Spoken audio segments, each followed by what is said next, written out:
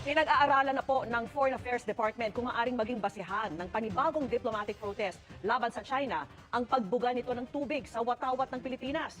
Sinagot din ng kagawaran ang giit ng China na special arrangement noong 2016 kaugnay ng Panatag Shoal.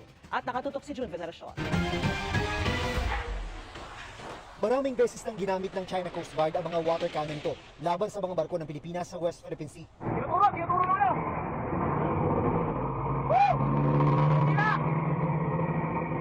Pero nito lang huling humanitarian mission sa Panatag Shoal.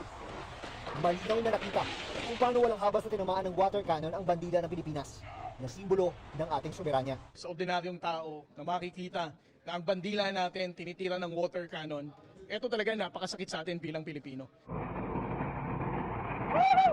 Pinag-aaralan ng Department of Foreign Affairs o DFA kung maaaring maging basihan ito ng panibagong diplomatic protest laban sa China. Doon sa question na flag ba talaga ang intentionally na tina-target ng People's Republic of China, well, we can probably say na that would be possible. Dahil sa harassment na ginagawa ng China sa West Philippine Sea, kasama na ang pinakahuling insidente sa Panatag Shoal, 153 diplomatic protest na ang inihain ng Pilipinas laban sa China sa ilalim ng Administrasyong Marcos. The protest signifies our position, tells them that we are not happy with what's happening in the waters. The more important thing is it is a legal document. Dinipensahan ng Chinese Embassy ang kanilang aksyon sa Panatag Shoal.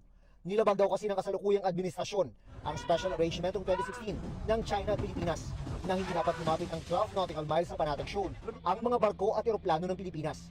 Bagay na hindi katanggap-tanggap sa Pilipinas dahil nasa loob ng ating Exclusive Economic Zone o EEZ. I think we should put an end to this issue of special agreements. The key issue here is China is actually illegally in our EEZ. Sa lakas ng water cannon na ginamit ng China Coast Guard noong Martes, tinawag ito ng Philippine Coast Guard na fatal o posibleng makapatay.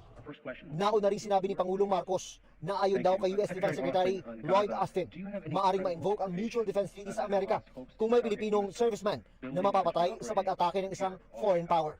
Nang kumpirmahin ito mismo kay Austin, hindi niya diretsang sinagot ang tanong pero tinawag niyang irresponsable ang ginawa ng China. You know, we've been very clear to everyone, to include Beijing, that the kind of behavior that we've seen where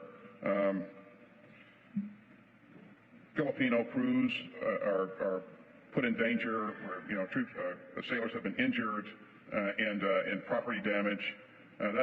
That's irresponsible behavior and it disregards international law. Kasama ni Austin sa Honolulu, Hawaii, si Philippine Defense Secretary Guibo Chodoro. Ang sabi niya, kanilang isinasaalang-alang ang kaligtasan ng mga sundalo.